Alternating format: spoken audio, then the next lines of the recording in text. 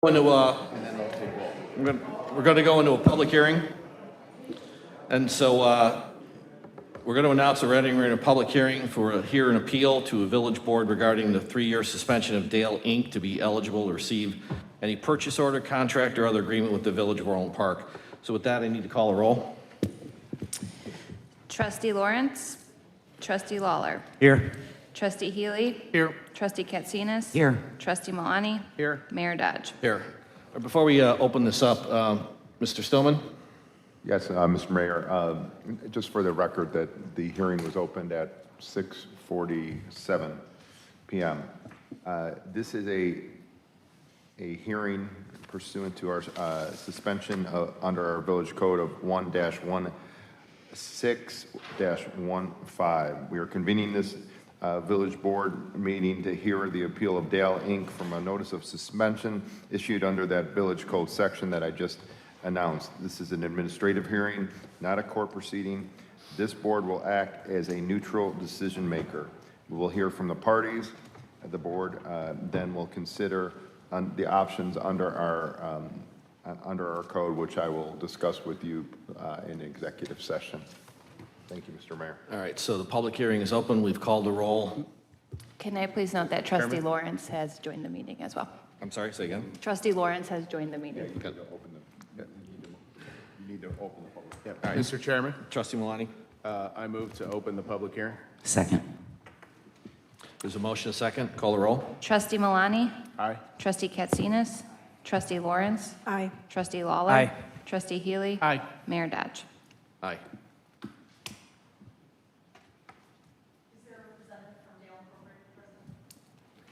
Yes, there is. Sir? So if you would like to proceed? Go ahead. If you could state your name, please. My name is Sergio Cepeda. Okay. So we had some clerical things that happened in this, and so we submitted a bid with our paperwork into this project. The paperwork, I believe you guys changed your RBO this year from last year, so it was some different process.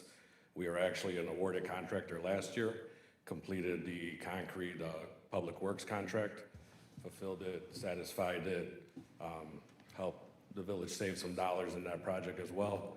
This year, the RVO changed, so we were up against the gun on getting paperwork to you from our unions, so it provides our apprenticeship program paperwork. We submitted the one that we submitted in the bid for the laborers, and that's the one that you guys are contesting. We provided since then the proper documentation to show that we were actually in effect during that time. We did not get a new letter from the union. We submitted the same letter from the bid, again, with the other paperwork we submitted with the operators union paperwork. So we would like to see if you guys would review the paperwork fully, take a look. We had no ill will to try to change any documents. We had no ill will to try to change anything at that. Like I said, we were a previous contractor awarded last year to fulfill the contract. Clerical error on this one, there was a timestamp that was on the paperwork when the secretary submitted it in, and that is what we submitted in. It wasn't to try to change, alter. We were waiting for paperwork from the laborers union. The laborers union was waiting for paperwork from us to fulfill, which was a bond, and that is stated in the paperwork that we submitted on May 15th for review. Any other comments you'd like to enter into the record here? Not at this time. Okay, thank you. Donna?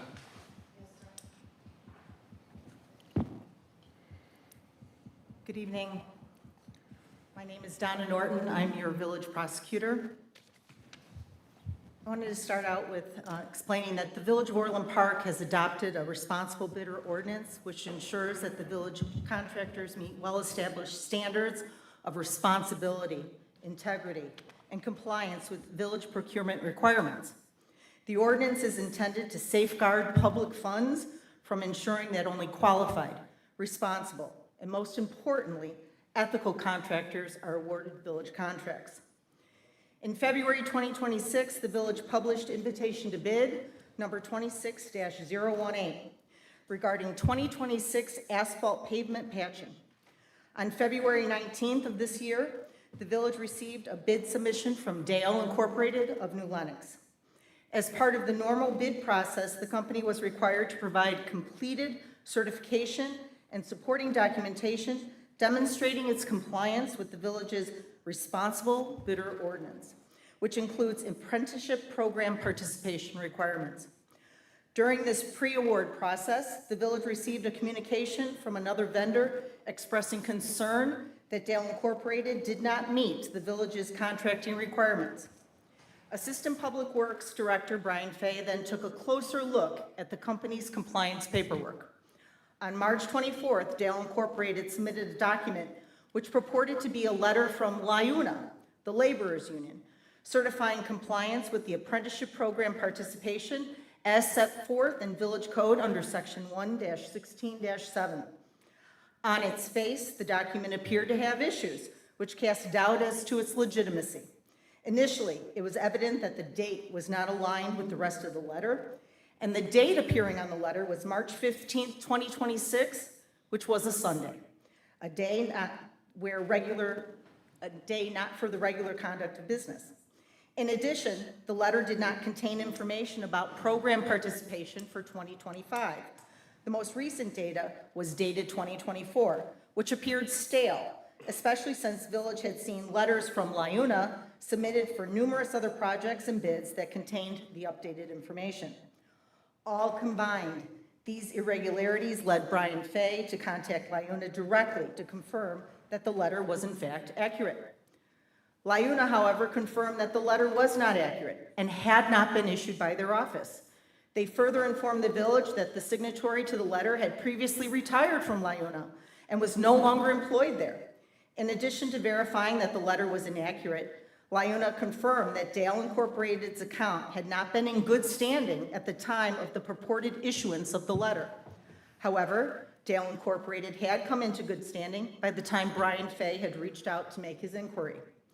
Based on this information, the village determined that Dale Incorporated had engaged in misrepresentation and submitted falsified documentation in connection with its response to invitation to bid 26-018. The village determined that Dale Incorporated's actions were serious and compelling as to affect responsibility as a contractor, and that the company violated an ethical standard related to contract and contracting. Under Village Code Section 1-16-15, the village manager has the authority to suspend a vendor from submitting for village products for up to 3 years. The village gave notice to Dale Incorporated of its 3-year suspension on April 17th. Dale Incorporated filed a notice of appeal. The determination for this board is to determine whether to deny the appeal, grant the appeal, or grant such other relief as the village board determines is appropriate. Village Code expressly grants this board the power to decrease or increase the length of the suspension. I'd like to point out that the appeal received from Dale Incorporated does not deny that the letter was falsified. They claim to have represented to the village that they were having trouble obtaining the paperwork they needed from the union. This fact is irrelevant.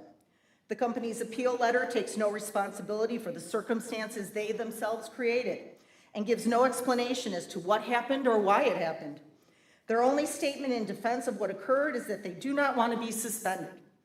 Dale Incorporated chose to intentionally falsify a certification document. This conduct reflects a lack of business integrity and violates ethical standards related to contracting and justifies the suspension imposed by the village, given the lack of forthrightness displayed by Dale Incorporated throughout the process. Thank you. Does the representative from Dale wish to address the board again as a rebuttal, so to speak? So in regards to us not responding to the thing, we did respond. What we said was we did have trouble obtaining this information. We were called 1 week prior to the submission of this paperwork. And we were given a deadline of 1 week to submit this paperwork. If not, they will go with the next bidder. Now, we are a small business. This is a big contract. We wanted to obtain it. We had showed previous working with the village, completed the RBO, which had completely changed from 2025 to 2026. That call was given to me 1 week prior stating that this is a new RBO. We've changed our policies for 2026. This is what is needed. Now, as you can see, the bidder that is behind me, second bidder, obviously is the one that made the call to try to push us out, which I understand. This is business. We're not saying that. The error was on our end. We did notify that the paperwork that was submitted on this last one is the same paperwork we submitted with our original bid, which we put our apprenticeship program paperwork in with the bid submission from the get-go. And just as I told the lady that was on the phone, she wasn't asking for a laborer's letter. She was asking for an operator's letter because we already submitted the laborer's letter. So all we did was resubmit the same document that we submitted in the bid. Now, the error that happened on this was the fact that when we went in there to clean up the letter, because the letter stated a previous contractor name, because when we request them from the union, they put a contractor name, it would be the Village of Orland Park. This one said Taza Construction. So we talked to the union, I said, can we submit the same letter from 2024 in at the same thing and just delete that? Just say, yes, that's fine, we don't care. That's a 2024 letter, you already submitted that, you already submitted with your bid.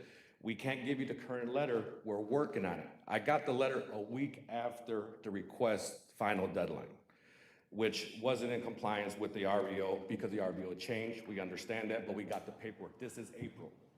You know, April, not everyone's in session, not everyone's working. We're waiting for people to call us back. Some people are on vacation. So unfortunately, we missed the deadline. What we're looking for here is just for you guys to understand that we had no ill will.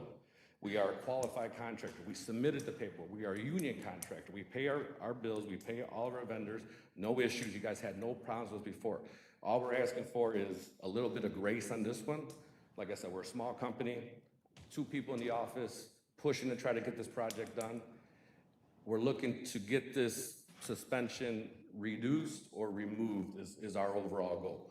We take ownership of the fact that the date was on there as a timestamp. That is our clerical error. I talked to our office. We made sure that that won't happen in the future. We're checking documentation to make sure that this doesn't go forward. So we're looking for some grace. Yes, we take ownership of the fact that that did happen, but it wasn't to forge anything or even change anything to alter, because we were in contact with the unions, as we know you guys have direct links to them. So we're just asking for a little bit of grace and understanding to show that we are in good standing, good faith, moving forward. Okay, all right, thank you. Donna, any response? No. No, okay. All right, this is a public hearing. Is there anyone in the public who would like to address the board before I open it up for board comments or board questions, excuse me? Anyone in the audience?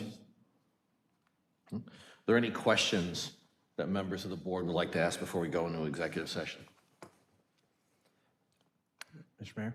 Yes. Trustee Lawler? Have we verified that, as the gentleman said, that the letter was the original letter from the year prior, or was that a falsified letter? Donna, please come up to the...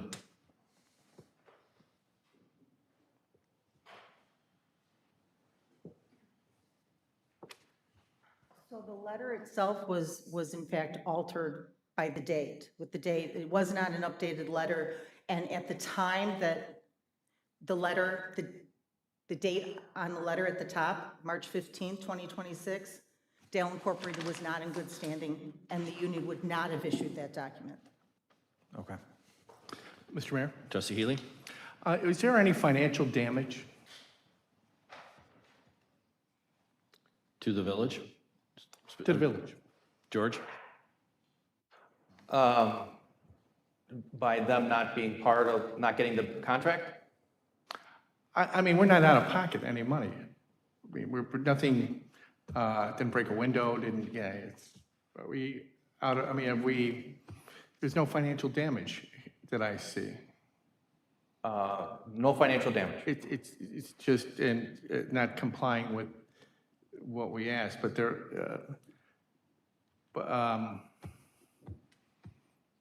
okay, that's my question. I'm good. Any other questions or comments from the board? Excuse me, questions from the board? All right. Mr. Mayor, if I could go over a couple other items before we go into executive session. Under section 1-16-15C, the board may deny the appeal, grant the appeal, or grant any such other relief as it deems appropriate, which may include decreasing or increasing the length of the suspension. The village bears the burden of establishing cause for suspension by a preponderance of the evidence. I can explain that in an executive session if you need me to do that. Also, I want to clarify, the suspension is based on the Village Code Section 1-165B, subsections 4, 6, and 7, as was corrected by the village's letter of May 26, 2026. Sir, from Dale, did you receive that letter? Is that correct? All right, just let the record reflect that he is indicated in the affirmative, and he has received that letter, which was corrected on May 26, 2026, Mr. Mayor. Thank you. Since there's no further questions from the board, I'll entertain a motion to go into executive session. Trustee Malani? I move to enter closed session pursuant to 5 ILCS 120/2 C4 to consider evidence or testimony presented in an open hearing to a quasi-adjudicative body. Second. There's a motion and a second. Call the roll. Trustee Malani? Trustee Katsinas? Aye. Trustee Lawrence? Aye. Trustee Lawler? Aye. Trustee Healy? Aye. Mayor Dodge? Aye. We are recessed at 7:02. All right, ladies and gentlemen, we're going into executive session. We'll be back as soon as we're back, I guess.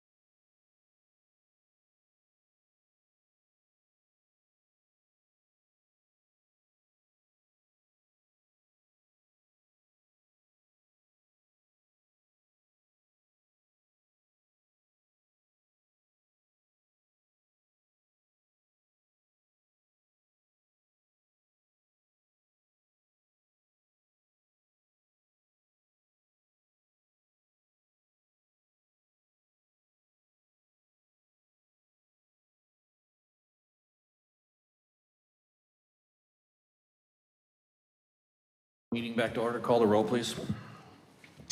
Trustee Lawrence? Here. Trustee Lawler? Here. Trustee Healy? Here. Trustee Katsinas? Here. Mayor Dodge. Here. All right, we are now back in public meeting. We are, Mr. Mayor. Is there a motion from the board after deliberation to uphold the suspension of Dow Inc., but to reduce the amount from 3 to 2 years? Is there a motion? So moved. Trustee Katsinas? Second. Motion and seconded. Any further comments or questions? Just so we're clear for everyone in the audience, we are voting for, instead of a 3-year suspension, a 2-year suspension. Call the roll.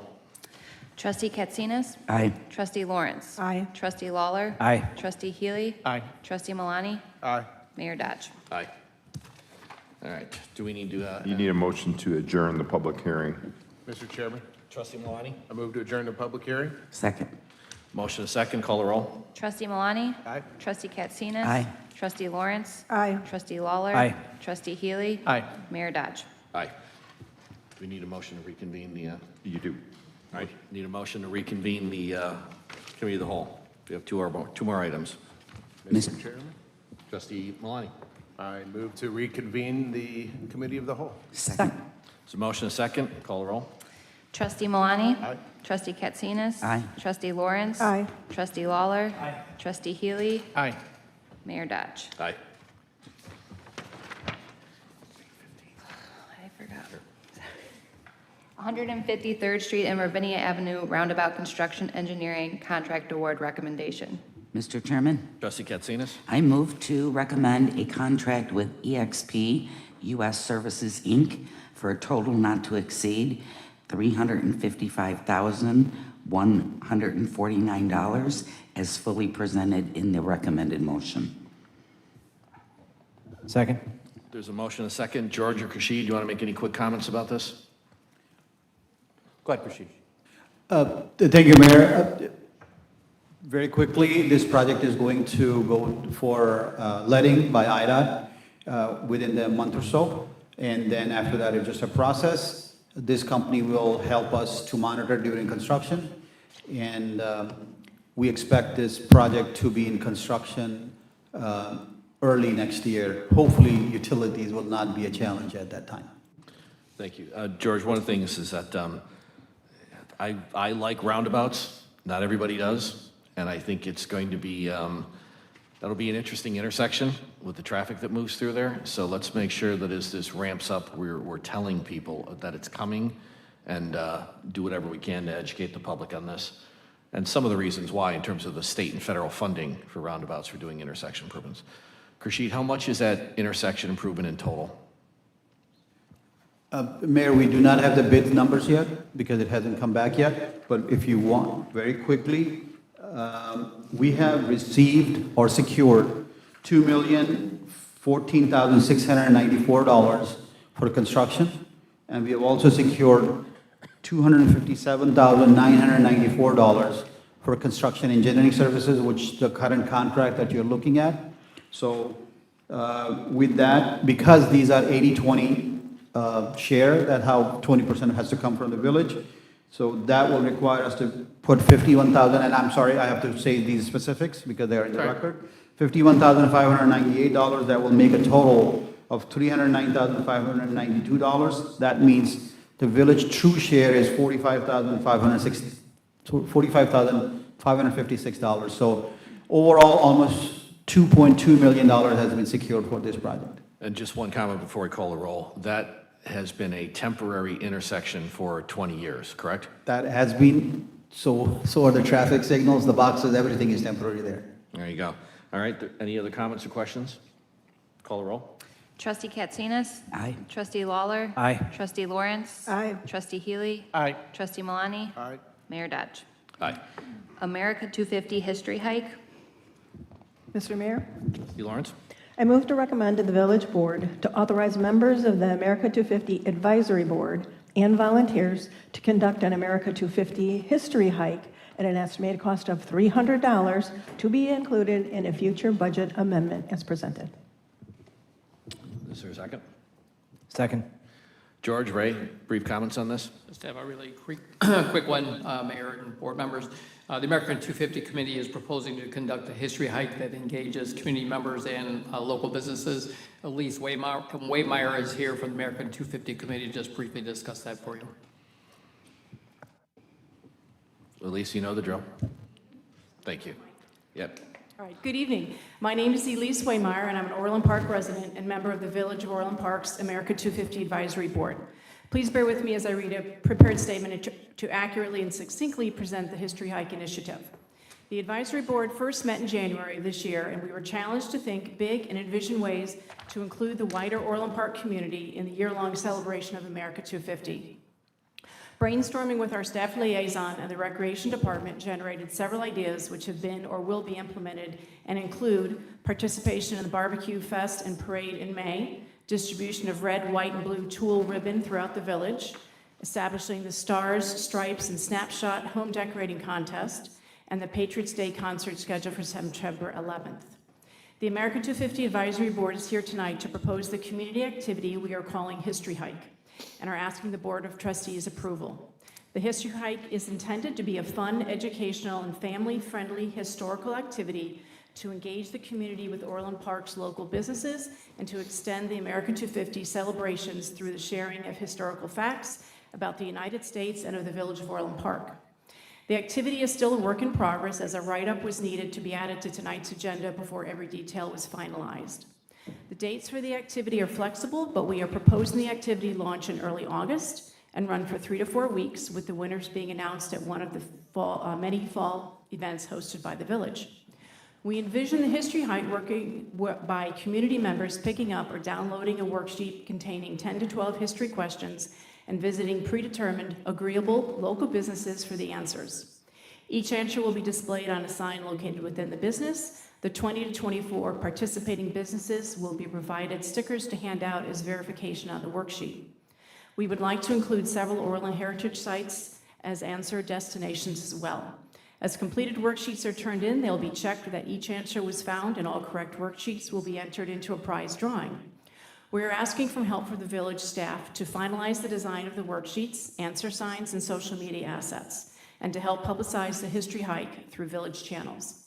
The sample questions, answers, worksheets, and answer sign provided in your packet are mock-ups to aid the design process. All facts will be confirmed before distribution. Our board thanks you for your consideration, and I welcome any questions and feedback regarding this 250 initiative. Thanks, Elise, and thank you to the whole committee for coming up with the ideas. Any quick comments or questions from the board? Sounds like fun. Mr. Mayor, Trustee Lawrence? I think it sounds delightful. Sounds fun. Right. I just hope we pick a day where the weather's good, right? Or Well, a week, you said early August? Earlier, it has to be 3 to 4 week Okay. process Okay, or okay, time frame. okay. And I guess it's a good time because the kids mostly won't be back to school yet. Schools start mid-August, so it'll, depending on when it actually launches, we'll hit the preschool and then activities after school begins. It sounds like it'll be fun and the cost is so Minimal. little. Yeah, thank you. Thank you. All right, there's a motion and a second. Call the roll. Trustee Lawrence? Aye. Trustee Lawler? Aye. Trustee Healy? Aye. Trustee Katsinas? Aye. Trustee Malani? Aye. Mayor Dodge? Aye. Is there anyone here to speak on Thank you, Elise. items relevant to village business? All right, then we are motion to adjourn the committee of the whole. Mr. Mayor, Trustee Lawrence? I move to adjourn the committee of the whole meeting. Second. Motion and a second. Call the roll, please. Trustee Lawrence? Aye. Trustee Katsinas? Aye. Trustee Lawler? Aye. Trustee Healy? Aye. Trustee Malani? Aye. Mayor Dodge? Aye. All right, we're now ready for the Board of Trustees meeting, so call that roll. It's a different one, you know. Give me 1 second. All right. Trustee Lawrence? Here. Trustee Lawler? Here. Trustee Leafblad? Trustee Healy? Here. Trustee Katsinas? Here. Trustee Malani? Here. Mayor Dodge? Here. Please rise for the pledge. I pledge allegiance to the flag of the United States of America and to the republic for which it stands, one nation, under God, indivisible, with liberty and justice for all. Approval of the June 15th, 2026 regular meeting minutes. Mr. Chairman, Trustee Katsinas? I move to approve the minutes of the Board of Trustee meeting of June 15th, 2026. Second. There's a motion, a second. Any questions or corrections? Call the roll.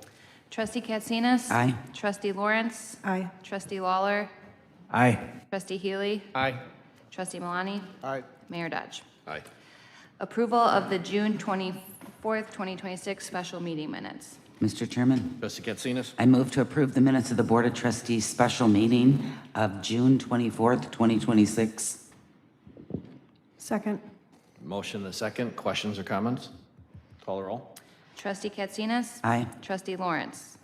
Aye. Trustee Lawler? Aye. Trustee Healy? Aye. Trustee Malani?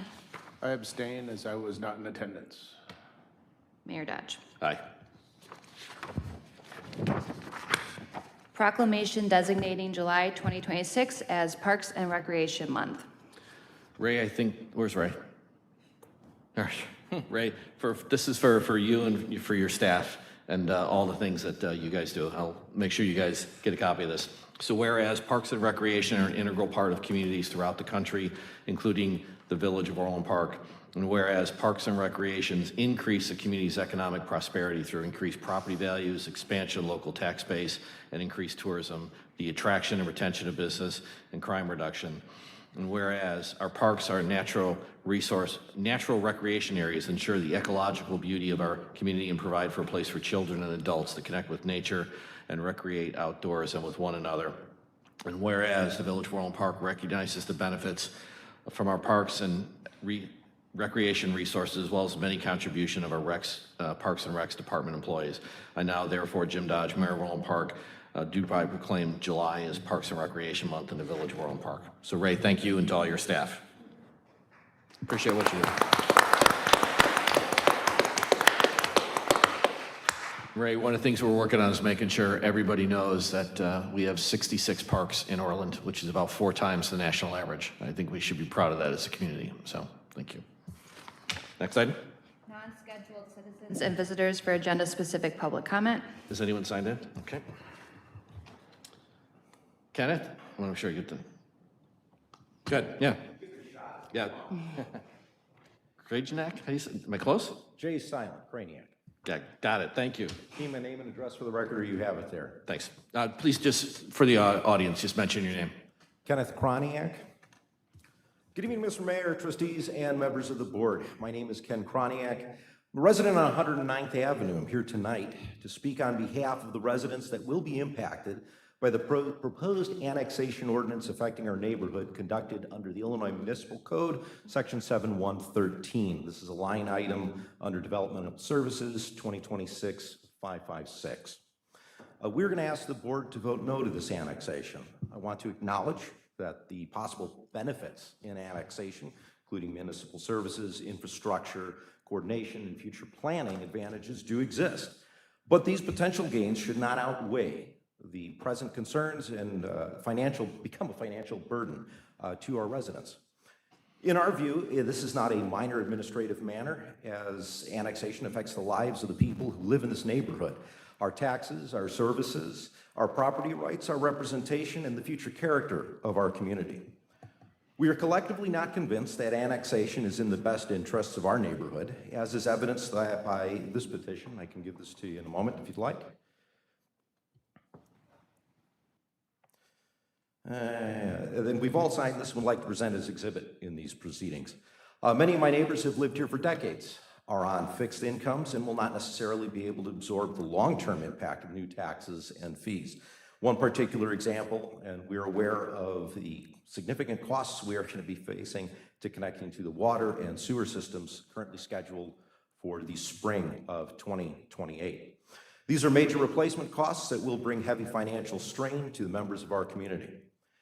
Annexation should be a collaborative process that benefits both parties. We are aware that under the compiled statutes, the village can annex the area in question without owner or resident consent, as we are, in fact, less than 60 acres in size and wholly surrounded by the village of Orland Park.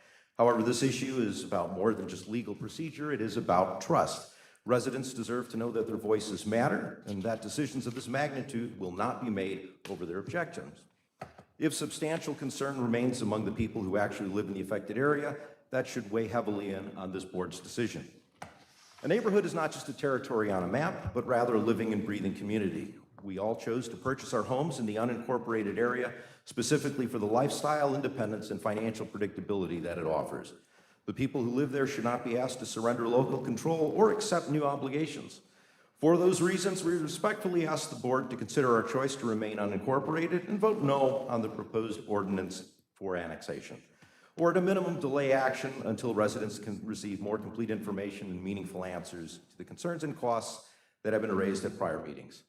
Thank you for your time, your leadership, and your consideration of our neighborhood's voice. All right, thank you. Make sure we have this, we'll enter the record. Thanks. Here we go.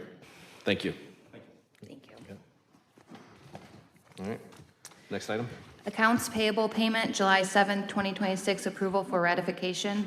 Mr. Mayor, Trustee Healy. I move to ratify the accounts payable for July 7th, 2026 in the amount of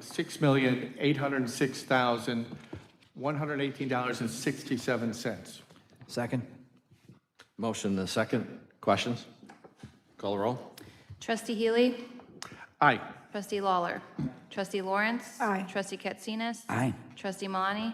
Aye. Mayor Dodge. Aye. Accounts payable June 16th, 2026 through July 6th, 2026 approval. Mr. Mayor, Trustee Lawrence.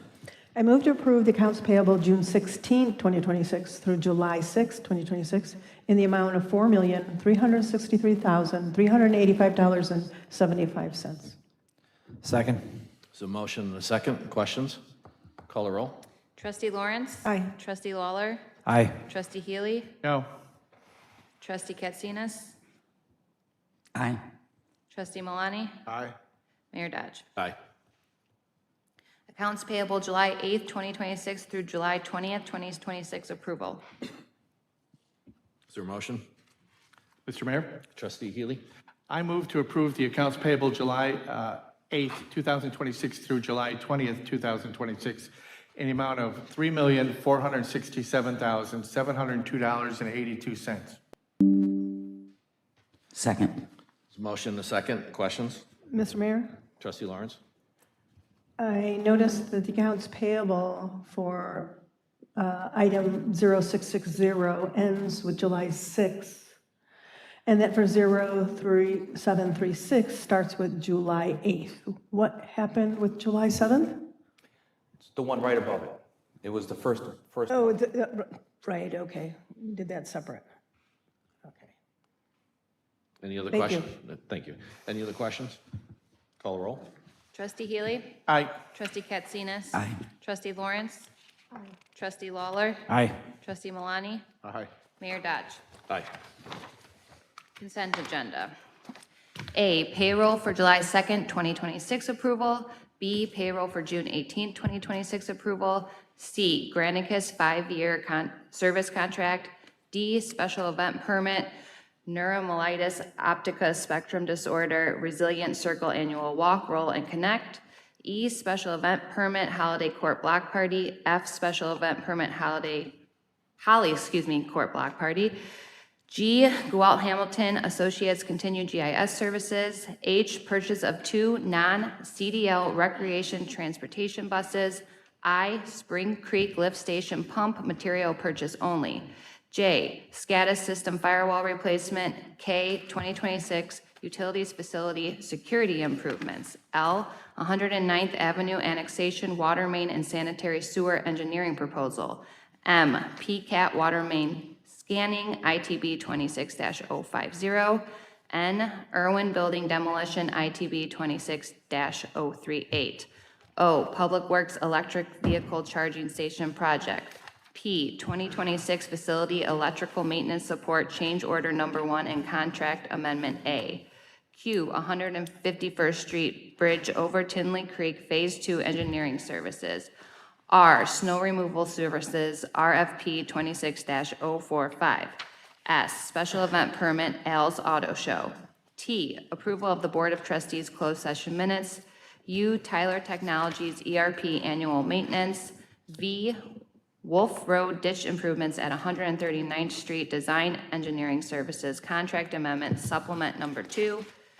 W, Costco bond request. X, Centennial Park Aquatic Center and Orland Park Health and Fitness Center parking lot expansion design engineering contract award. Y, 143rd Street Railroad crossing improvements construction and maintenance agreement.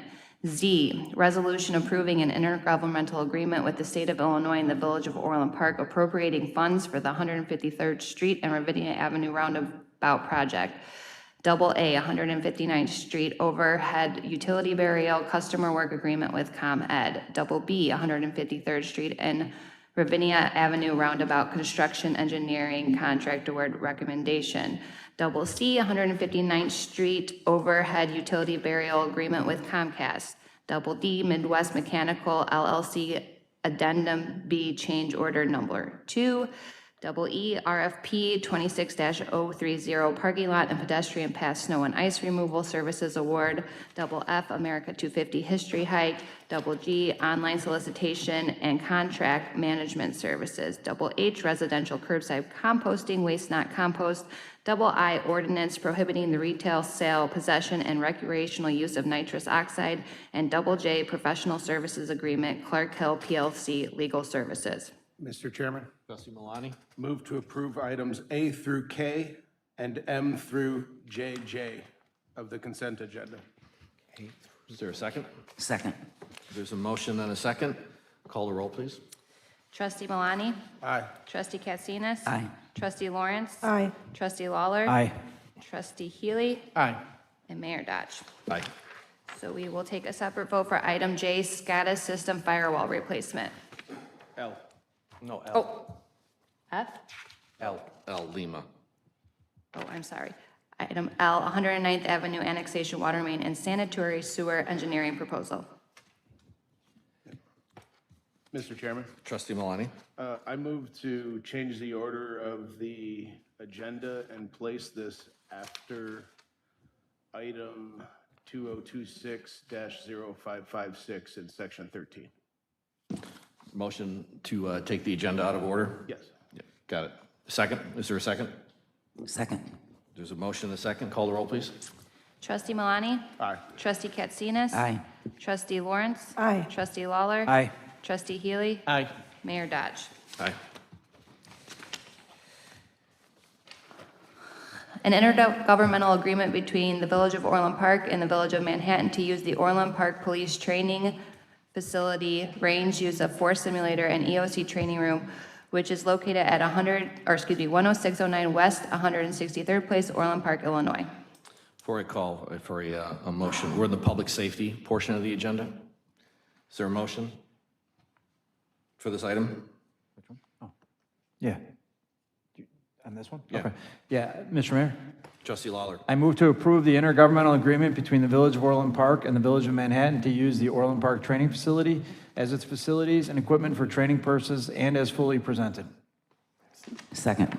There's a motion and a second, just a little bit of a background. You know, I was determined to make sure that we had other police departments using that facility because I think it's a good neighborly thing to do for fellow police departments and also bring some additional revenue. So I don't know, Deputy Chief, we had with Tinley and now Manhattan, correct? You get the microphone up there. Eric's used to doing this. Any issues with Tinley? Has it gone pretty well? Has it gone as So far, expected? so good. Good. You know, just scheduling. But we're getting them scheduled, we're getting them in, so it's working itself out. It's coming along good, though. Good. So the Tinley Park Police Department uses that range as well under a separate agreement. So there's a motion. Any comments or questions from the board? Call the roll. Trustee Lawler? Aye. Trustee Katsinas? Aye. Trustee Lawrence? Aye. Trustee Healy? Aye. Trustee Malani? Aye. Mayor Dodge. Aye. Monthly public safety report. Okay. Video.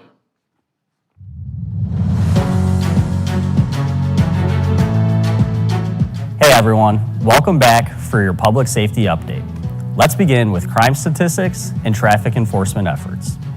In June, officers and detectives made 223 arrests addressing property crimes, traffic violations, and crimes against persons. Traffic enforcement also remained a major focus, with officers conducting over 2,200 traffic stops. The department also participated in a multi-agency traffic enforcement initiative along LaGrange Road. During these details, Orland Park officers conducted an additional 446 traffic stops for speeding, cell phones, seatbelts, and more. Here to highlight June's community relations campaigns is our newest public information sergeant, Rich Whalen. Hello everyone, I'm Sergeant Rich Whalen, and I'll be taking over as the department's public information officer in August. Over the past month, our officers participated in the Special Olympics torch run in the first of 3 Cookout with Cops. We also hosted Congressman Sean Casten's STEM Scholars Program, giving students an inside look at how police technology supports training, criminal investigations, and public safety. While our events were great, one community member event captured the hearts of our officers and the community. Officers recently stopped by Maeve's Easy Peasy Lemon Squeezy lemonade stand, which raises money to help fight childhood cancer. Maeve, a young Orland Park resident, continues to inspire us all with her big heart and commitment to helping others. Keep up the great work, Maeve. We can't wait to come back next year. Canine Petals and Holly had a combined 56 deployments last month. They and their handlers love connecting with residents and look forward to seeing you around Orland Park this summer. Finally, we'd like to warn you about the misuse of nitrous oxide, commonly known as whippets. Teens gain access to nitrous oxide by purchasing whipped cream chargers and large flavored cylinders. Social media further increases access by promoting products such as whippets and Galaxy Gas, making them to appear trendy, easy to obtain, and low risk. That's all for this month. Be sure to join us for the National Night Out on Tuesday, August 4th. Deputy Chief, anything to add? I know you love public speaking. Yes, I'm getting so good at it. Thank you, Mayor. All right, thank you. No, the increased awareness on LaGrange Road, we're trying to slow people down on LaGrange Road. That's been a big push of ours. This combined with the other agencies was all on LaGrange Road. It was all focused on LaGrange Road. It went really, really well. So I'm very happy with our increased from our officers. They have been really knocking it out. So it's been fantastic. No, I certainly appreciate what the police department's doing. Any comments or questions from the board on this item? No? Mr. Mayor? Trustee Lawler?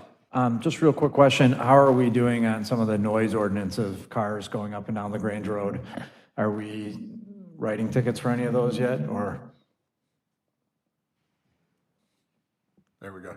I don't have that. I don't want to tell you we are and we haven't. I know we have had a big increase in the e-bikes. That has kicked up a lot. We have written, I do want to say that we have written additional tickets for the noise. I can't tell you how many, but I know we have written some. All right. Next item, please. We are moving on to Public Works IDOT project on Southwest Highway update. George, we've been in contact with some folks with the state, so what's the status? Because we've been asked. Joel has a little bit of an update, but there is a delay with the contractor. IDOT is, and the state is doing everything they can to get that contractor back on task. Joel, if you want to just go through it real quick. Just a project overview slide. This project was to improve the drainage in this historical flooding area that the village has known for a long time. It was awarded to Jude Law, over $20 million project, with the Gonzalez Engineering overseeing the project. After the pre-construction meeting, they expected the work to completed by November 2024. Obviously, that's not the same year right now. But right now, no work is currently being done in that zone of area. There was some work south of 135th, working on some storm improvements south of 135th, but that doesn't close the road down. The road that's closed currently is up from 131st to 135th. If I was to estimate, I would think that the work is going to take us at least into 2027 to get it completed. This is not my project, it's IDOT's project, so again, they may have a different date than I have. So why did the work not get done in 2024? Well, there was a problem with the bridge on 135th, and they had to do redesign and the actual construction work. So that kicked the project from 2024 to 2025. In 2025, they were going to shut down the road from May 2025 to July 2025. Unfortunately, they came across poor soils. If you know Southwest Highway, it was built in a low swamp area, and they came across those soils. And so because of that, from October 2025 to May of 2026 of this year, they had to redesign it, do permits, additional funding acquired, contract modifications, all that stuff, get the material ordered all through the winter timeframe. Their plan was to start work again on May 18th. But Jude Law did not mobilize at that time. And obviously some liquidated damages are occurring, but the road closure still remains in that area. So one question has been asked to us is, can they reopen that road? Just get the flow moving again. The problem with that is it's a construction site. So they would have to remake that road safe to operate again. And that means removing a lot of the material that's already remobilized on the site, but also some of the conditions is partially finished. It's not all finished. So that would cause more time and more cost to IDOT to open that road. They're trying to, like George mentioned, trying to work with Jude Law to remobilize and get back onto the site. That's my update at this time. I take any questions. Any questions from the board? George, I know we've been in touch, excuse me, Trustee Lawrence, we've been in touch with IDOT, so they know. Yep. I'm sure they're frustrated. Yes, IDOT is frustrated. The Phase 3 engineer is frustrated. But as Joe mentioned, the contractor is currently being fined, liquidated damages, but IDOT is doing everything it can to get them back on track. Trustee Lawrence? And IDOT never mentioned that maybe someone else could be brought in to complete the work? Yeah, so from my history of construction projects, that adds a lot of time and cost.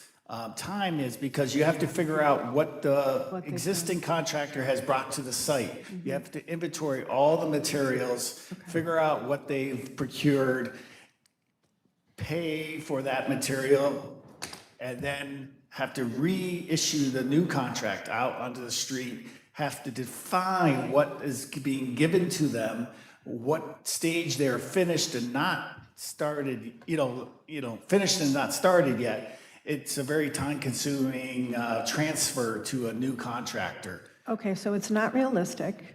That makes sense. The money that they're being fined, who gets the money they're being fined? That'd be IDOT because this is a state route, this is state funded. So the residents of Orland Park don't get it?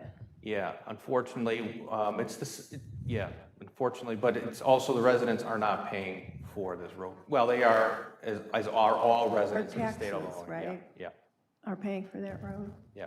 Everybody, not just Orland Park, Payless Right. Park, anyone who drives that way. Okay. Well, perhaps we won't have to raise taxes to the amount of whatever Jude Law is having to pay. Yeah, and the good thing about having IDOT on this project is they have a much bigger hammer than we do. Oh, yeah. So you don't want to lose your ability to contract with IDOT. Yeah, okay. Thank you. Any other comments or questions on this? Okay. Next item. Moving on to development services, an ordinance annexing territory pursuant to 65 ILCS 5/7-1-13, 109th Avenue and 153rd Street. All right, before we put a motion on the floor, there was obviously some comments from the residents. George, you have the documents? I do. And so, do we want to, I guess, with the board's forbearance, George, that's what the residents presented. Yep. Eloquently. You have a signed petition, so what did we hear? What are the facts as we see them? So, as you know, as the village board knows, the village has a strategic annexation program. It started a long time ago, was updated in 2024. This particular area was on the village's radar, but it was not a high priority annexation area. Generally, the village doesn't, if it doesn't have to, it doesn't annex residential areas because of standards and all the other stuff. So earlier this year, there was an Airbnb event in Orland Hills. So Orland Hills does not have the same ordinances that the village does. We have very strict ordinances regarding Airbnb. So as the board may recall, at that event, there were a lot of shots fired at that Airbnb event. Our police also assisted Orland Hills in that investigation. Then we find out that a week after that, there was another Airbnb party planned on 109th, so on 109th Avenue. We found out from one of the residents that is adjacent, or is on 109th Avenue, but is in the village. Most of this area is not in the village, but this particular resident is in the village. So our village code does not allow short-term, go ahead, Steve, what does our village code allow and not allow? On The short-term rentals are considered overnight accommodation, like a hotel would be. Those are only allowed in certain districts. That is not this district, but this is also not our town. The county does not have these regulations. So this event did occur. Parking happened all over the neighborhood. I believe there was a police call out, George. Yeah, and so our police coordinated with the Cook County Sheriff, who is responsible for this area. There were 65 cars at this event. So the territory is wholly surrounded by the village. If something were to occur, obviously the village police would have to, would respond, as the sheriff is, they don't patrol as often as the village. So that was brought to our attention. Before we started the process, we had an open house with the residents, and we did our best to answer as many questions as we can. There are a number of benefits that the residents in this area will get that maybe someone like that Brittany Glen, was that the subdivision we were talking about earlier? Because it's coming in through the village. So since there's some water and some sewer, the village will finish those mains, and we would look to then cost share with the residents to bring in water and sewer, because we do know that there is septics that are going to be failing there very shortly. So that's where we're at right now. Obviously, there's a concern about the additional property tax payment. Since they're unincorporated, they don't pay village property tax, but they also don't receive village services. So that is, from my understanding, the gist of the concern as far as the annexation. Any comments or questions from the board? Mr. Mayor? Trustee Healy? When the police are called out to a county house, do we get anything for that? No, I mean, it's just standard cooperation, interjurisdictional cooperation. So there's no money in it, even when people get injured, workman's comp claims, and so on? Correct. There's nothing in it for us then? Yeah, and because the county doesn't necessarily patrol this, they were not aware of the Airbnb. The village was. So Village PD worked closely with County PD. I think they ended up just parking a car out there during this entire event. Mr. Chairman, Trustee Malani? I'm just going to throw this out here and see if somebody can answer this for me. What is the average share of the property taxes that people pay in Orland Park? What's the average number?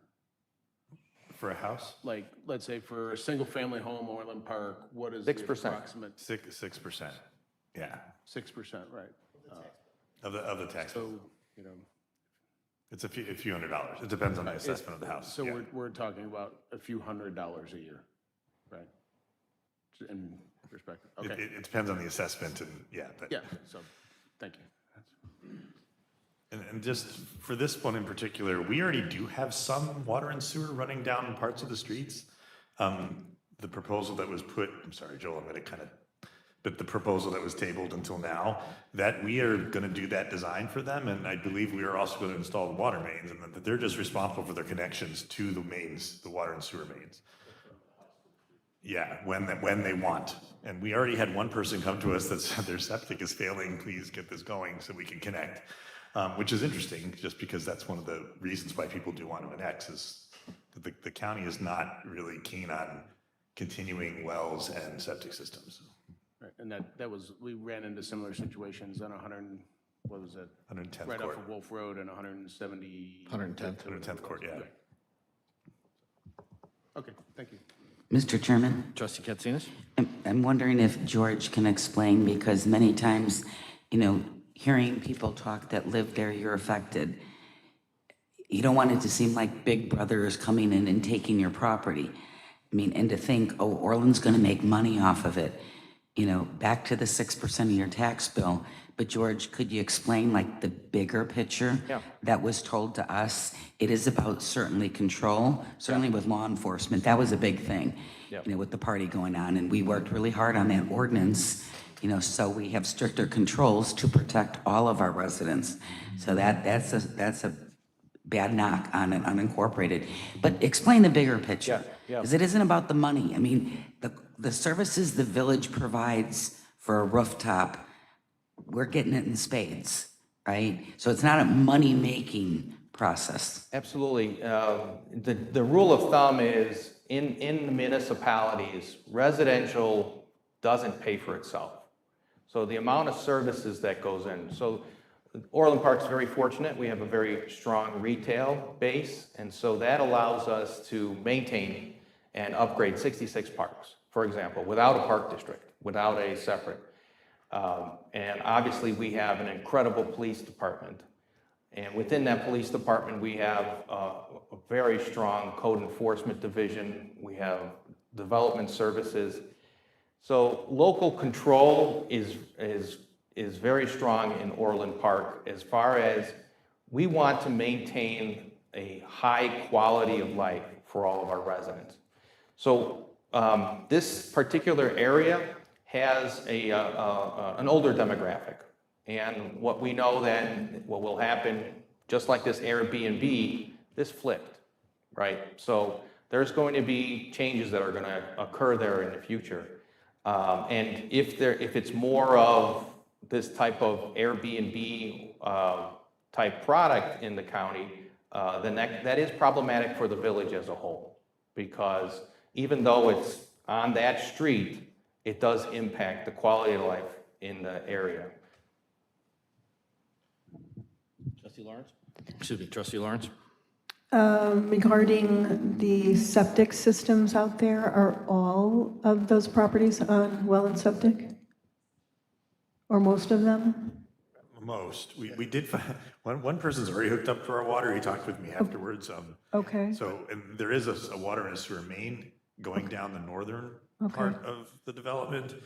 One's but the with water, majority of them, yeah. One's water, but doesn't have the sewer connection. Oh, okay, and for anyone whose septic system is failing, or well is failing, it's my understanding that the county has said they will not allow them to be rebuilt. Not that they might not, but that they will not. That's what I had heard some months ago. Is that true? If public water and sewer is nearby, then they need to tie in.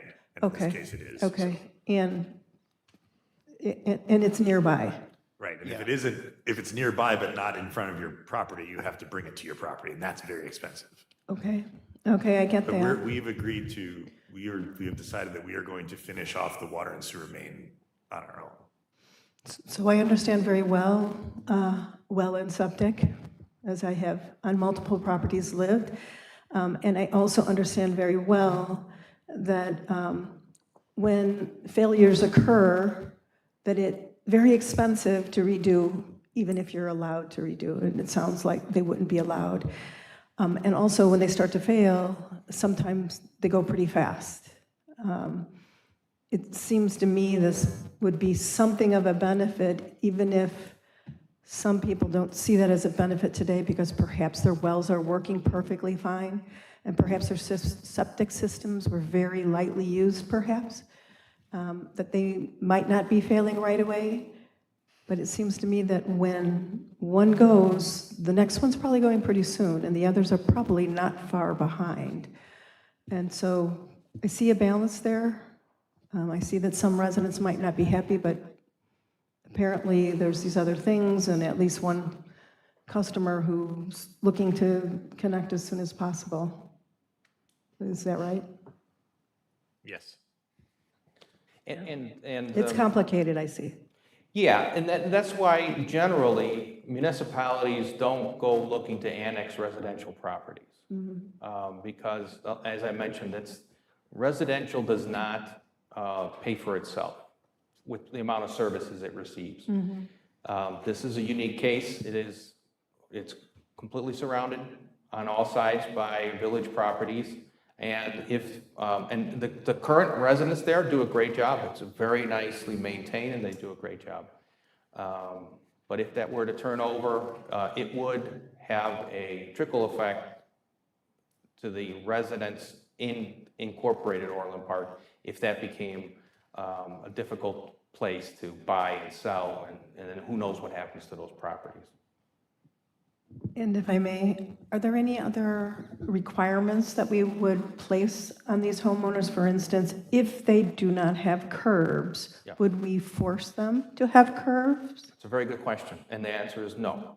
So as part of what we do, as part of our process, is we offer an MOU with each resident that spells out that they don't have to put in sidewalks, they don't have to put in curbs. However, the village, if it wants to in the future, not saying it would do so at its own cost. There's no reason to do that out here. The folks that live there are quite happy with the road that they have right now. The only other thing that we ask of folks that annex is we offer development services to come out and kind of take a snapshot of where everything is as far as their buildings. So if there are non-conforming uses, we'll know that, we'll take a snapshot. So when they do come in for permits in the future, we know about the non-conforming. Obviously, if there's a safety issue, that's a whole different ballgame, but that's not this area here with safety issues. And other comments from the board? So George, when we had the meeting with the residents, did we explain memos of understanding, MOUs? Did we explain what allowing somebody in as an existing non-conforming use in terms of what that does? Yep. That was all explained? It was all explained, and we've even had follow-up meetings afterwards. I think the gist of it is the additional sales tax, but at the end of the day, the property values will go up. It will, and I've been through this in another community. Property taxes, the folks really want those properties then, so they become prime properties, and it's a win-win ultimately at the end of the day with all the services that they get for the amount of money that they're paying. So we explained existing non-conforming, that we're not going to come in and start tearing up streets and putting in lights and curbs. We've Correct. explained that. Yep. This street was actually just recently repaved the last year. Is that correct? Right, so there's no reason for us to theoretically touch that for 20, 30 years. all right? And then if the village decides at some point to, I hate the word upgrade, but I'll use it, it would be at the village's cost, not the residents, so they don't Correct. have that burden. Yep. And then one of the things that I would cite, just for informational purposes, is the subdivision, let's just call it Robin Hood Drive. It's 167th Street, was built years ago in the village, not in the village, it was built in unincorporated.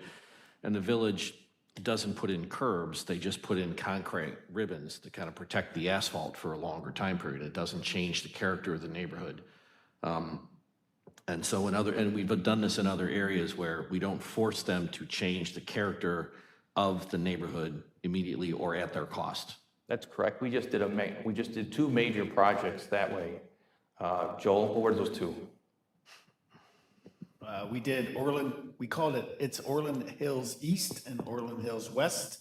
And previous to that was Laguna Woods. And then before that was Fernway. So we've done it quite a bit of locations.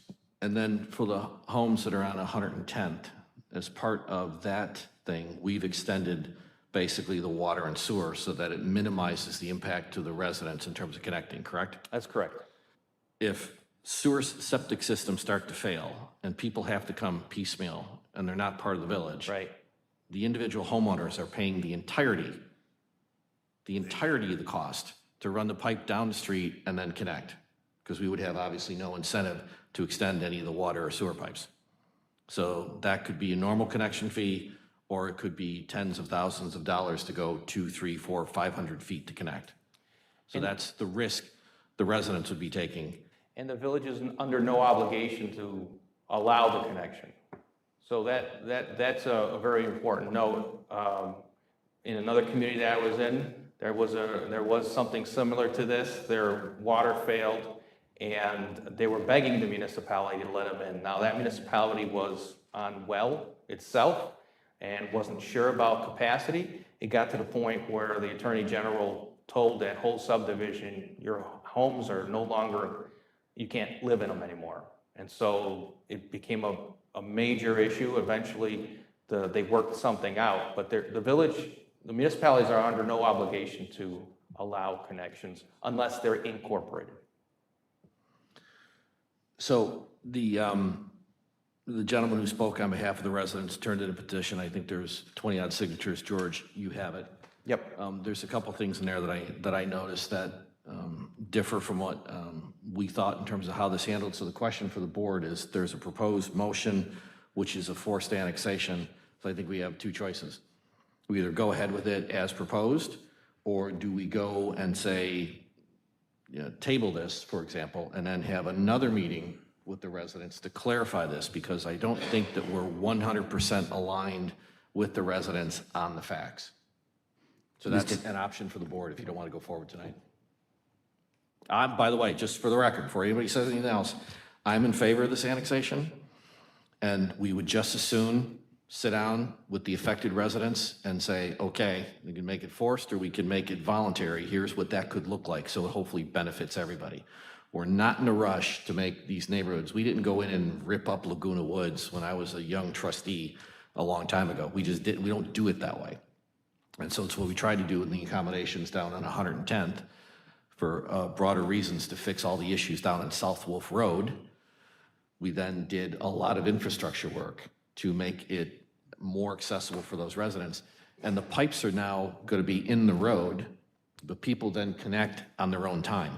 We're not forcing you to connect the next day. We're just going to put the infrastructure in. So what I propose, and would love to hear the board's comments, I'm in favor of this, but there's no reason for us necessarily to rush it tonight, because I think it's probably worthy of another conversation. So that's Mr. Mayor? Trustee Healy? I agree with you that there's no reason to rush it. Let's just, let's table it and give it more time to interact with the residents. Mr. Mayor, may I make a point of information? I'm sorry, go ahead, Sue, sorry. We do have that one request from one resident whose septic is failing.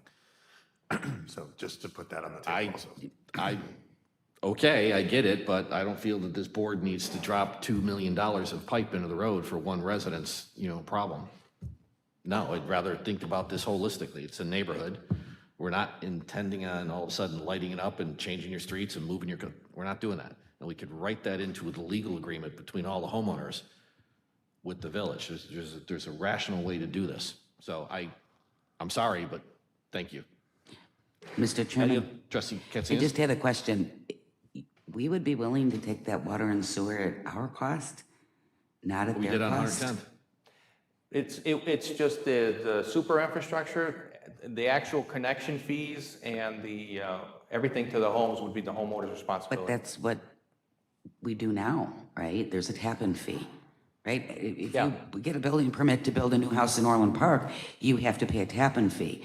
So And they they would are. only have to pay a tap-in fee? And the connection to get their house connected to A our, proportion of that line? yeah. Okay. Trustee Katsinas, this one's a little different situation just because we already have some of our pipe under the right-of-way that's unincorporated Okay, along 153rd or where? on 109th and Okay. then through 152nd Street, which is Okay. so this is going to be, it would be a very difficult thing for us to parse out. So it's not going to be as costly, Steve, as it would It have is been? not going to be as costly, no. Okay. But it's also more complicated, so I think this is that's- an easier solution. And Trustee Katsinas, that would be saying, here, this is Orland Park trying to be a good neighbor here, so to speak. Yeah. You know, on one hand, I could see certainly the residents, but I do know, you know, in this area, when a house has well and septic, it's really a turnoff for buyers coming in, you know, especially for young couples who may not have grown up with any type of well or septic. And that dramatically impacts property values, only because you're here. If you were out, you know, in Yorkville or something on 10 acres, it's a whole different story. But we're more urbanized around here, where that's become a dinosaur. But on saying that, I think, you know, we're trying to be very respectful of your personal property rights. You know, you own your home, that is your home. You bought there for a reason, and we have to be mindful of that. You know, we'd love to have newcomers into the village, but we don't want to take you along begrudgingly. You know, we don't want to do that. But I think it's best that both sides sit down again, and any questions, and, you know, look at property values. And I know you don't think of that because you live in your home, but eventually you're going to move on somewhere. So that makes a huge impact. And if it's an opportunity that you missed and comes along again, it'd be way more expensive, you know. So I think we should table it. Just for opinion's sake, Trustee Lawrence, Trustee Lawler, what do you think? Table this and direct staff to convene a meeting with the residents? Yeah, I'd say let's table it. I would actually like to see kind of a financial, you know, breakdown. What is it going to financially affect each home from tax-wise? You know, maybe we could run those calculations. What each home estimated property tax? Yes. Okay. Yeah, round number is 6%, so let's, just for back of the envelope math, if you're paying $10,000 a year for property taxes, your property tax will go up $600 to be incorporated in Orland. And so that's round numbers, right? We'll talk it through. So the idea here, George, so everybody's clear with staff, the engineers, public works, et cetera, reconvene a meeting with all the affected residents, and then let's have another conversation and then bring this item back to the board where hopefully it's a negotiated annexation as opposed to a quote-unquote forced annexation. There's no reason not to pause for a little bit and try and figure this out with you two. No, you're very welcome. Can I, Mike, this was noticed, this meeting. Is there anything we need to do? No, we'll have to renotice it, but if we need to, but. Renotice it, okay. But if it's voluntary, we wouldn't need to renotice. Well, yeah, I don't know if, I don't think it's gonna be a true voluntary annexation in the traditional sense, because you're gonna have some that are going to want to and some that won't. I understand.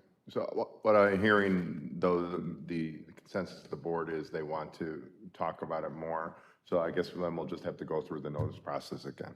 Okay.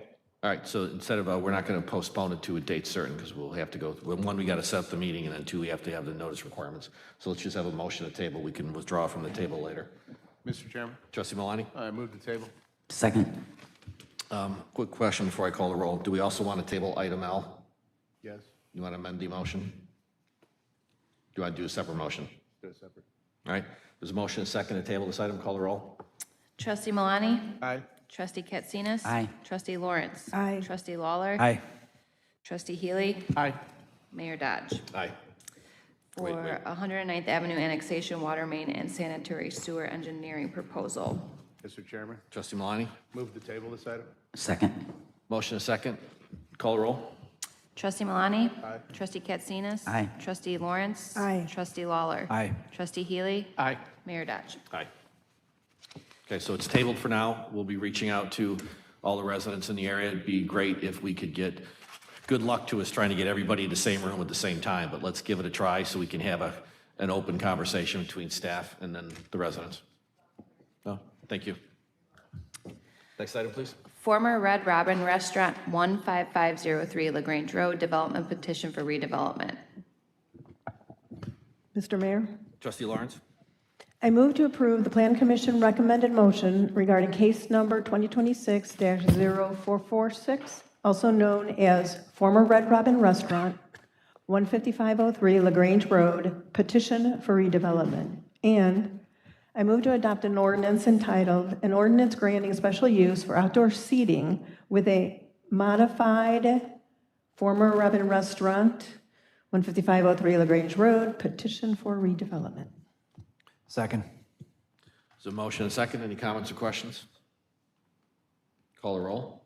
Trustee Lawrence? Aye. Trustee Lawler? Aye. Trustee Healy? Aye. Trustee Katsinas? Aye. Did you say no? Aye. Trustee Malani? Aye. Mayor Dodge. Aye. Auto Holdings of Chicago LLC and City Luxury Auto Works Inc., Genesis of Orland Park Sales Tax Rebate Agreement. Mr. Chairman, Trustee Malani? I lost the motion. All right, give me a second. Okay, I move to approve a sales tax rebate agreement with Auto Holdings of Chicago LLC as outlined. Second. There's a motion and a second. Just for everyone's clarification, this is Genesis. They're going to fill in the vacant auto dealership. Call the roll. There is an and on that one. Oh, I'm sorry. Trustee Malani, did you see that? There's an and? Thank you for catching that, Trustee Lawrence. And authorize village manager to, And authorize the village manager to execute the rebate agreement subject to village attorney review. Second. all right. A corrected motion and a second. Call the roll, please. Trustee Malani? Aye. Trustee Katsinas? Aye. Trustee Lawrence? Aye. Trustee Lawler? Aye. Trustee Healy? Aye. Mayor Dodge. Aye. Second addendum to sales tax rebate agreement, Ziegler Infinity and Nissan. Mr. Chairman, Trustee Malani? move to approve the second addendum to the sales tax rebate agreement with Ziegler Infinity and Nissan as outlined and authorize the village manager to execute the second amendment addendum subject to village attorney review. Second. Easy for me to say. That's a motion and a second. Comments, questions? Just a quick question, Yes. if I could, Mr. Chairman. Good. Is this the same guy that's always owned it? He's just changing the product line, is what it kind of sounds like? I guess I'm a little confused with the Second Amendment. And So the Infinity is relocating to its existing, or its original location at 8500 159th Street. Okay. And the former Infinity location will be reoccupied by Genesis at 8751 159th Street. Got it. So it's all within that same group of Right, so dealers? Genesis is, Infinity is Ziegler, Genesis will be a Napleton brand. Oh, okay. Okay, there's a motion and a second, I believe. Call the roll. Trustee Malani? Aye. Trustee Katsinas? Aye. Trustee Lawrence? Aye. Trustee Lawler? Aye. Trustee Healy? Aye. Mayor Dodge. Aye. Moving to engineering, Centennial Park Boardwalk Demolition Construction Contract Award. Mr. Mayor? Trustee Lawrence? Mr. Mayor, I'd like to table this item. I have some concern. Earlier today, we talked about an entity that provided some documentation that maybe didn't fully represent what they were. I'd like to have a review of the documentation submitted for Baxter Woodman. Okay, there's a Legal review, motion. please. Got it. There's a motion to table this item. Second. There's a motion and a second. Call the roll, please. Trustee Lawrence? Aye. Trustee Lawler? Aye. Trustee Healy? Aye. Trustee Katsinas? Aye. Trustee Malani? Aye. Mayor Dodge. Aye. 143rd Street widening from Wilcook Road to Wolf Road, IDOT letter of intent. Mr. Chairman, Trustee Katsinas. I move to approve the letter of intent with IDOT as fully presented in the recommended motion. Second. There's a motion and a second. All of these things are progress. We'll take it. All right, call the roll, please. Trustee Katsinas? Aye. Trustee Healy? Aye. Trustee Lawrence? Aye. Trustee Lawler? Aye. Trustee Malani? Aye. Mayor Dodge. Aye. 143rd Street widening from West Avenue to Southwest Highway, IDOT letter of intent. Mr. Mayor, Trustee Laurel. Uh-oh. Sorry. You lose it? I move to approve the letter of intent with IDOT as fully presented in the recommended motion. Second. Motion and a second. Call the roll, please. Trustee Lawler? Aye. Trustee Healy? Aye. Trustee Lawrence? Aye. Trustee Katsinas? Aye. Trustee Malani? Aye. Mayor Dodge. Aye. 143rd Street and John Humphrey Drive intersection improvements project update. All right, discussion item only. Joel or George? Krishid actually has a little PowerPoint just to update the project. Go ahead, Rashid. Thank you, Mayor. It's a quick update. Just a quick update about what the project is. Project includes a bridge demolition, a complete reconstruction of and widening of the intersection with additional approach lanes or lane widening, new traffic signal, new roadway lighting, and a water main replacement that is totally by the village. Quick financials, the project costs about $9.2 million in construction cost. $4 million of that is in grant funding, $5.2 million in village share. This is a village project, however, because we have grants, IDOT is leading this effort. They issued the project and they control the contract with the contractor, which is deconstruction in this case. We also have our resident engineer who is representing us. They are with RENA. And we have regular meetings with the contractor on a weekly basis, and we attend those meetings as well. What happened is that we ran into some issues in terms of utilities. Here's a list of what we ran into. I don't need to go through it. For example, Comcast has the earliest they said they can do this is on August 4th. They can relocate a handhold that is in the middle of our project. But you can see there are other utilities, AT&T, ComEd, Comcast, Nicor, where they have relocated what they needed to relocate, but some of them are relocated at the wrong location, which is causing us a problem. Talking to ComEd about that, ComEd said, hey, we are overburdened by unexpected storms, which we all understand that. Comcast had to get staff from out of state because these are fiber that affects our residents, so they cannot just splice it. They have to get specialists out of state to get that done. We are very actively working with the utilities companies to make these issues addressed. And we also understand that there are inconveniences and disruptions. However, all utility conflicts must be cleared before the construction areas, from the construction areas before work could start again. That's just our limitation. I don't want to go through you this. This is exactly like we have very, very specific, all these red text that you see, those are where we have challenges. These are some quick photos, and that's it. If you have any questions, I'll be happy to answer. Krishid, our engineering department doesn't have any magic wands where you could wave that just makes all this happen right away? I'm looking for a grant for that too, Mayor. Should talk to Recreation. They've been growing a magic money tree for years somewhere in the parks, but they haven't told us where We it is. haven't found one, but we'll talk. Ray and I will talk and we'll find one. There you go. Thank you for the update. Any serious comments from the board? All right, thank you, Krishid. Mr. Mayor, just one serious comment. There have been many residents who see me around town who ask about this. Project, right? And they're looking for who to blame. Basically, I've said there are a number of utility issues. It's not necessarily one entity to blame, and that the village is pushing as hard as they can to get these various entities doing what they need to do so construction can resume again. So thank you for letting the public know. Thanks, Krishid. Next item. Moving on to Recreation and Parks Studio LLC DBA Nurture, John Humphrey House ADA Access, Additional Service Addendum G, change order number 6. Is there a motion? Do we need a human translator for what this item is, George? Mr. Chairman. Trustee Malani? I'll take one for the team. I move to approve and authorize the execution of Addendum G and change order number 6 to the original contract 2022064 dated February 28, 2022 with Studio AH LLC, DBA Nurture for additional architecture and engineering services related to John Humphrey House ADA access improvements in the amount of $30,400 for a revised contract amount not to exceed $234,850 and as fully presented. Second. The motion, a second. Comments or questions? Mr. Mayor? Trustee Lawler? You know, I'm inclined to vote no on this, but I know we have to get it finished. But engineering on a remodel on a house, how did we get to $234,850? And why was this mistake made on $30,400? You know, why wasn't this not caught in the original engineering, you know, done on this?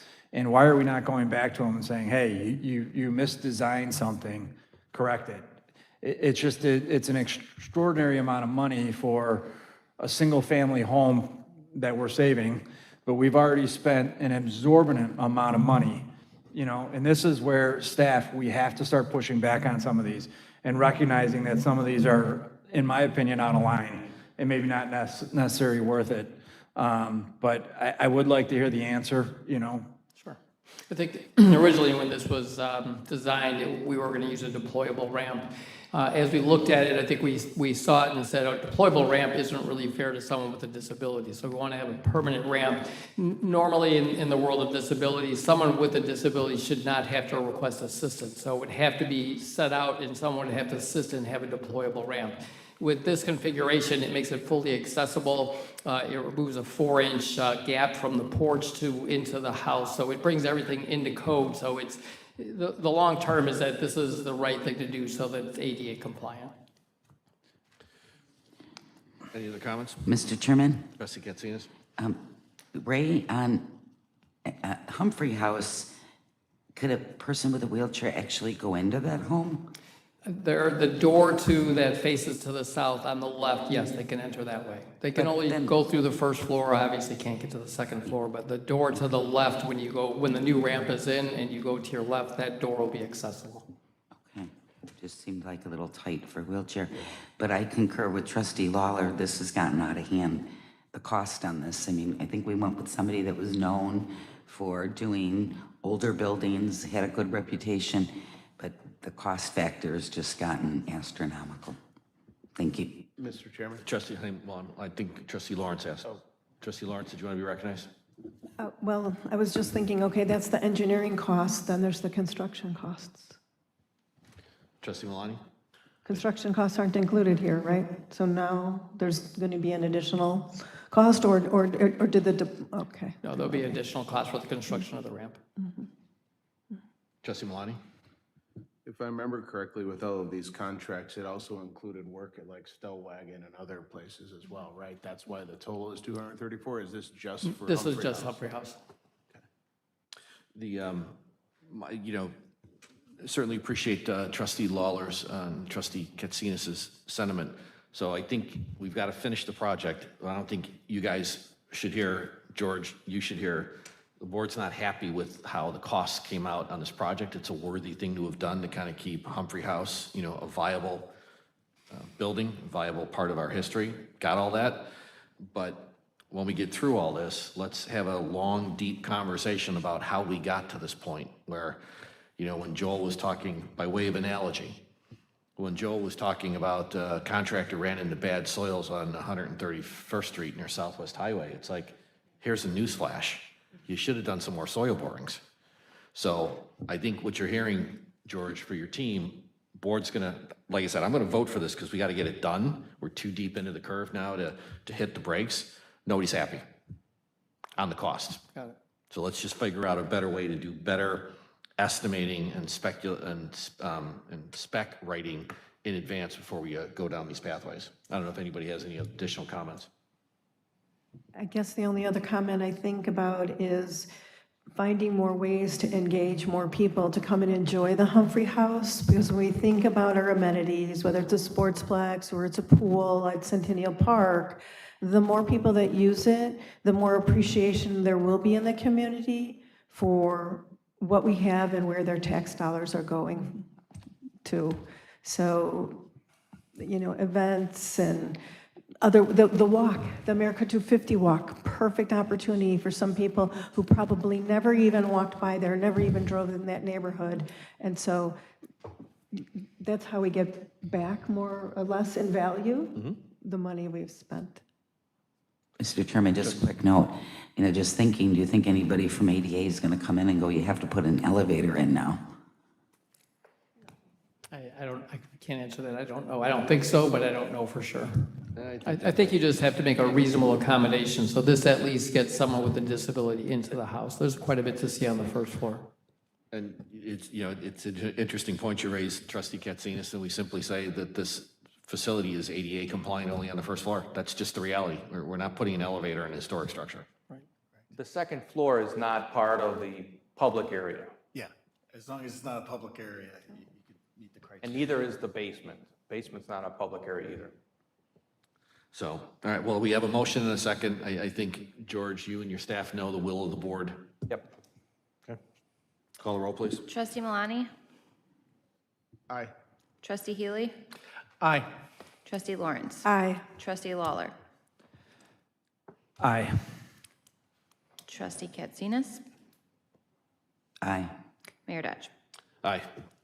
RFP number 26-016, Eastfield House Senior and Family Activity Center feasibility study. Mr. Mayor, Trustee Lawler? I move to approve and authorize the execution of a vendor contract for goods, supplies, and services for RFP 26-016 to Williams Architects of Itasca, Illinois, to conduct a comprehensive feasibility study for the renovation or replacement of the former Riviera Country Club for a total not to exceed contract price of $109,169.50. That's Second. fully presented. Sorry. Is there a second? Second. Oh, there's a motion, a second. Any comments or questions about this? Mr. Chairman. Trustee Malani? Well, this is kind of interesting. We just got upset about spending extra money to make a building ADA compliant and how costs are out of control, but we're going to spend $3 million on a building. And I guess, while I still don't believe we should have purchased the property, I guess at least we're developing a plan for its use. So I guess this is a good thing. So just hope something good comes out of the study. Yeah, I think thank you, Trustee Malani. Any other comments from the board?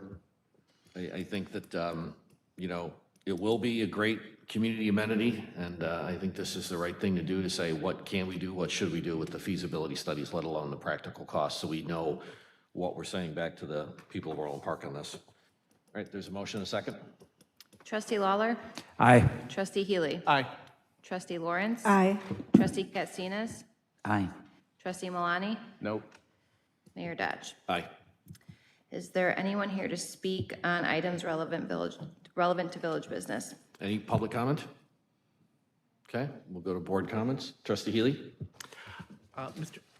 Mr. Mayor, my only comment today is I'm excited about the, believe it or not, about the, what was their names? The waste not compost. I think that's a great thing for this village, and I'm looking forward to it. It makes me want to kind of renew my gardening things if we have access to more there you go. compost. So, Thank you, Trustee. thank you. No worries. A great idea came out of one of our advisory boards, so thank you for that. Trustee Lawler? Nothing, just a reminder, we have Taste of Orland coming up, and hopefully everybody in the village stops by and to see us.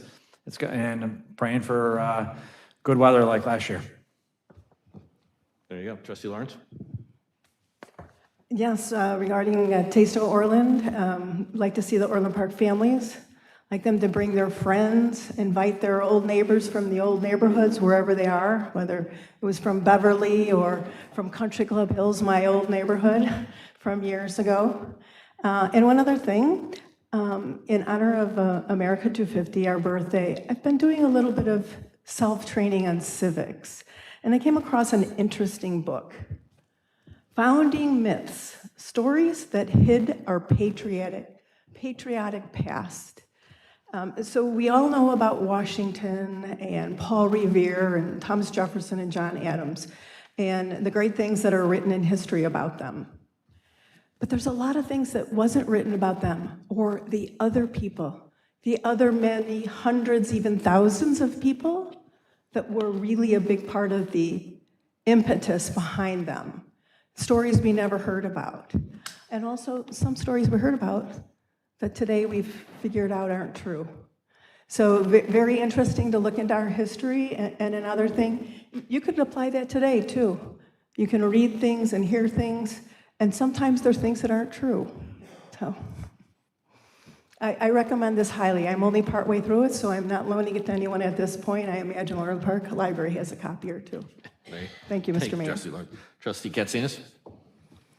Wanted to say for people who missed our committee of the whole meeting that was prior to this one, we had the honor of the mayor and board giving a former trustee, the first female trustee, Marilyn Harlan, a proclamation. Today is Marilyn Harlan Day. And as I said to her, I remember as a young person seeing her from like across the room interacting at different village things. And she was always so professional and poised and represented the village so well. You know, she was definitely a trailblazer and very instrumental in Orland's growth. You know, during the time after the mall went in, Lake Michigan Water, and then the Civic Center. And then after she was on the board, she volunteered. So people like her has made Orland Park what it is today. And sometimes, you know, we look at things, but we have to think of all the people behind us that paved the way for us to be where we're at. And she's definitely one of them. So just wanted to say thank you to the board for doing that. Trustee Malani? Thank you. First off, I never thought I would see Trustee Healy ever get that excited about composting. Just for the record. It's a lot of things. I think you need to loan your book to Trustee Healy. It sounds like something he'd be interested in as well.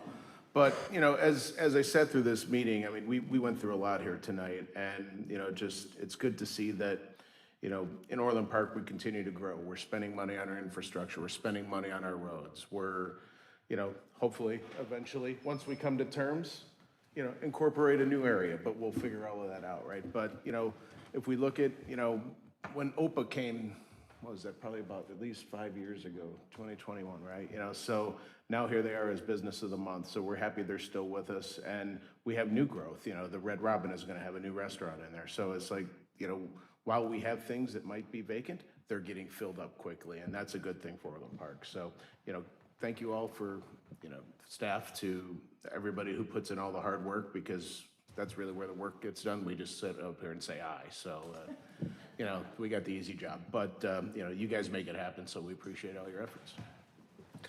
Thank you, Trustee Malani. Just a couple of call-outs. Yeah, it was kind of fun when Trustee Katsinas brought up the idea of honoring Marilyn. I certainly remember from my early days in elected office, and I know she served in a number of capacities. And you know, this building, this complex, Centennial Park, all in Lake Michigan Water, a lot of those things came during that, what I'll call the Marilyn Harlan era.